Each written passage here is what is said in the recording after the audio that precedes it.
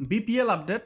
বিপিএলে ৫ দল চূড়ান্ত, তবে শোনা যাচ্ছে বাকি দলগুলোর চাওয়া আরও একটা দল আসলে সংযুক্ত করার।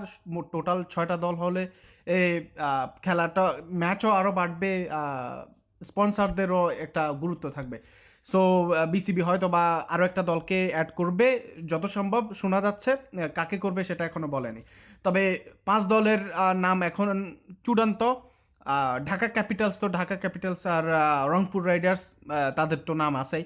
বাকি 3টা দল যারা নতুন আসছে তারা হচ্ছে যে চট্টগ্রাম রয়্যালস, তারপর হচ্ছে সিলেট টাইটান্স, সিলেট স্ট্রাইকার্স থেকে এখন সিলেট টাইটান্স, আর রাজশাহী ওয়ারিয়র্স।